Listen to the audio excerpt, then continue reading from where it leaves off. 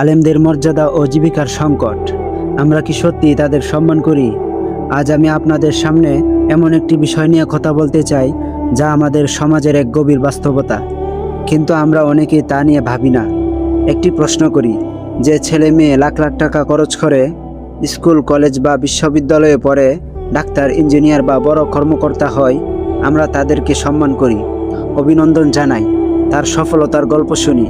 কিন্তু যে তরুণ তার যৌবনের সবচেয়ে মূল্যবান সময় কুরআন, হাদিস ও ফিকাহ, ইসলামিক জ্ঞান অর্জনের পিছনে ব্যয় করে একজন আলেম হয়, সমাজ তাকে কতটুকু মূল্যায়ন করে? আমরা কি কখনো ভেবে দেখেছি একজন মাদ্রাসার শিক্ষক মাস শেষে কত টাকা বেতন পান? আমরা কি কখনো জানতে চেয়েছি তার সংসার কিভাবে চলে, তার সন্তানদের পড়াশোনা, চিকিৎসা, বাসা ভাড়া, বৃদ্ধ বাবা মায়ের খরচ এসব কিভাবে পূরণ হয়? আজ বাজারে নিত্য প্রয়োজনীয় জিনিসের দাম আকাশছোঁয়া। এমন পরিস্থিতিতে 5 কিংবা 10-15 হাজার টাকার বেতনে একটি পরিবার চালানো কতটা কঠিন তা কি আমরা উপলব্ধি করি? আর যখন কোনো আলেম এই অভাবের কারণে মাদ্রাসার পাশাপাশি ব্যবসা শুরু করেন, বা কোনো ফ্যাক্টরিতে চাকরি করেন, অনলাইনে ব্যবসা করেন, অথবা অন্য কোনো হালাল পেশায় যুক্ত হন, তখন সমাজের কিছু মানুষ তাকে কটাক্ষ করে, বলে যে হুজুর হয়ে ব্যবসা করছে, হুজুর হয়ে দোকান দিয়েছে, হুজুর হয়ে এই কাজ মানায়। আমি আপনাদের কাছে প্রশ্ন রাখছি, কেন মানাবে না? একজন আলেম কি মানুষ নন? তার কি পরিবার নেই? তার কি ক্ষুধা লাগে না? তার কি স্বপ্ন নেই? নাকি আমরা চাই আলেমরা শুধু অন্যদের দিন শিখাবে, কিন্তু নিজেদের সন্তানদের প্রয়োজন পূরণ করতে না পেরে কষ্টে জীবন কাটাবে?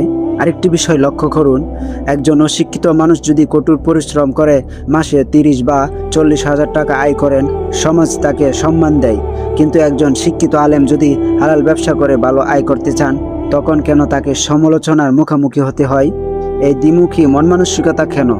আমরা মুখে বলি আলেমরা নবীদের ওয়ারিস, কিন্তু বাস্তবে কি আমাদের সে মর্যাদা দেই? যদি সত্যি আলেমদের সম্মান করতাম, তাহলে তাদের শ্রমের সঠিক মূল্য দিতাম, তাদেরকে দরিদ্রের মধ্যে ঠেলে দিতাম না।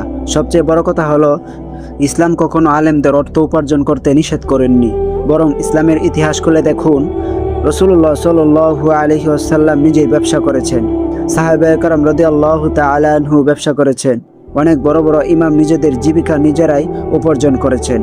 তারা কখনো কারো করুণার পাত্র ছিলেন না, তারা ছিলেন আত্মমর্যাদা সম্পন্ন, স্বাবলম্বী এবং সম্মানিত। তাহলে আজ একজন আলেম ব্যবসা করলে সমস্যা কোথায়? সমস্যা আলেমের মধ্যে নয়, সমস্যা আমাদের চিন্তাধারার মধ্যে। আমরা এমন একটি সমাজ গড়ে তুলেছি যেখানে আলেমদের কাছ থেকে সর্বোচ্চ ত্যাগ আশা করি, কিন্তু বিনিময়ে তাদের ন্যায্য অধিকার দিতে কঠোরবোধ করি। দরিদ্র কখনো কোনো গৌরব নয়, অভাব কখনো ইবাদত নয়।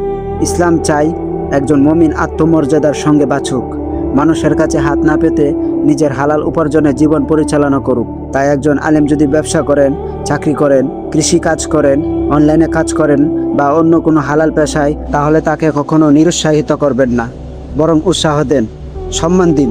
অর্থনৈতিকভাবে স্বাবলম্বী আলেমই পারে মানুষের কল্যাণে আরও বেশি বেশি কাজ করতে। আজ সময় এসেছে আমাদের মন মানসিকতা পরিবর্তনের। আলেমদের শুধু মসজিদ বা মাদ্রাসার 4 দেওয়ালের মধ্যে সীমাবদ্ধ না রেখে সমাজের প্রতিটি ক্ষেত্রে তাদের জন্য সম্মানজনক সুযোগ তৈরি করতে হবে। তাদের দুনিয়ার প্রয়োজনগুলোকে অবহেলা করা উচিত নয়।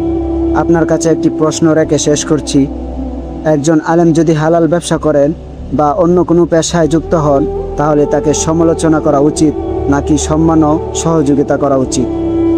আপনার মূল্যবান মতামতটি কমেন্ট করে জানান।